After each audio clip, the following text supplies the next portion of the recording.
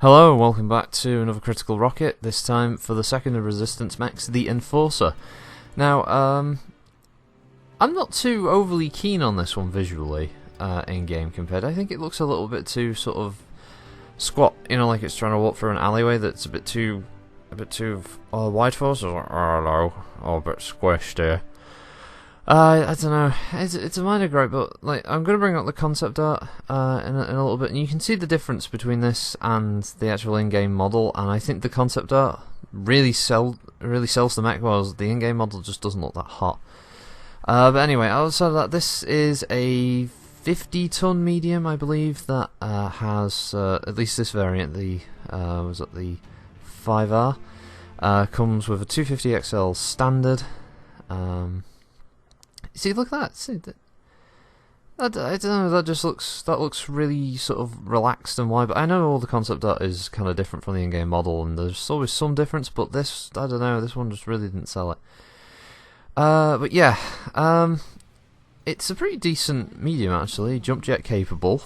Comes with a large laser, a small laser, and in this model an LB10. But usually the standard 4 series Enforcers come with a AC10 instead.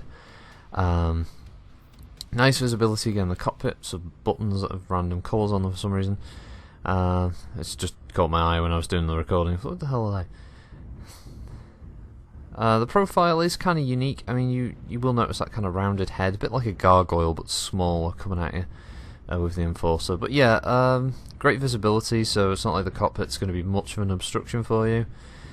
Speed is it is a minor concern. You may probably want to run this with XLs anyway.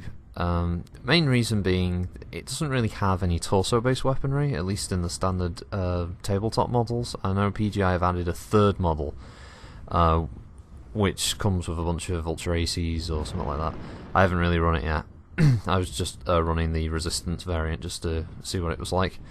And yeah, I did discover that basically it's definitely a mech that benefits from having more speed than it ever does having like a smaller engine to fit more weapons.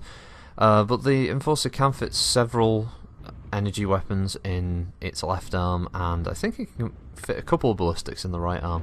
Again, I think there's a torso energy slot, which is where the small laser normally goes.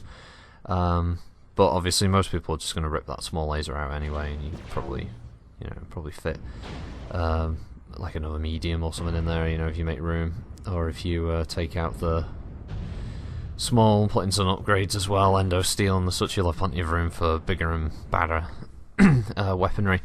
But yeah, as a standard, I think it's okay because you've got all of your weapons are in your arms, so you've got relatively good freedom of movement for aiming. The mech does seem to have pretty good hitboxes as well. It nicely distributes hits across the chassis. I mean, you can see here I come under a lot of fire, and I come out of it relatively unscathed. I mean, I've still got all my armour intact. It's not like it's in red or anything like that, so I thought it was quite it was quite fortuitous in that. I think my frame rate starts to take a bit of a dip here as well. Sorry about that. There's so it might be a bit stuttery because there's a lot of LRM fire going on, and LRM particle effects for some reason like kick the crap out of my game.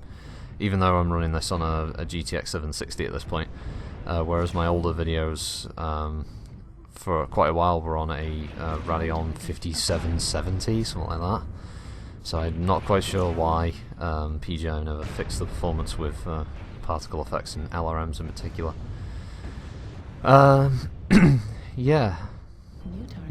As standard, as the normal build goes, I really like simplicity in mechs, and this fits the bill for me, much like the Panther. It's small number of weapons, but they're decent damage weapons. I mean, you can do some pretty good range shots. You can be relatively accurate, and it allows you to sort of harass more than brawl. It's definitely not a brawling mech compared to some of the other mediums, like the Centurion and the Hunchback, and I mean even to a lesser extent some of the Griffin builds.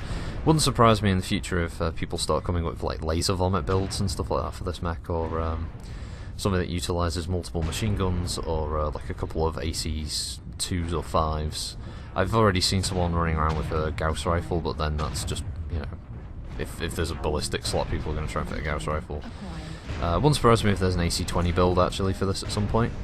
Probably sacrificing some of the large laser space for like small pulses or something and fitting an AC-20. It's not beyond the realms of possibility here.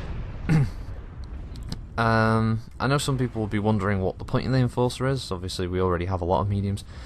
At this point, I don't think there are any mechs that are going to be adding that are really genuinely bringing anything new to the table. At this point it's mostly just bringing in mechs that just, I don't know, just keep it more visually interesting and fresh. I mean, for me, as someone who's really into BattleTech, it's just cool having the mechs. Representative of different houses. Enforcer primarily used by Davion, quite prominently actually. Oh yeah, pop that little guy. I didn't think I was going to do that. I got another one earlier. But this one's about to wrap up. It's a bit quicker than the Panther, unfortunately. Yeah, I like the Enforcer. I think if you like brawly medium builds, you'll really like this because it just does what it says on the tin. It's a nice solid 50-ton medium. Doesn't try to go out of its way to be anything special. I outside of the actual visual appearance of the model, I quite like the Mech. It's got a lot of good hard points, focusing on energy and ballistics, and yeah. It's got a decent number of engine sizes. As I said, I would recommend an XL over a standard, but really it does depend on whether you want to go for a big damage build. So yeah, thanks for watching everyone.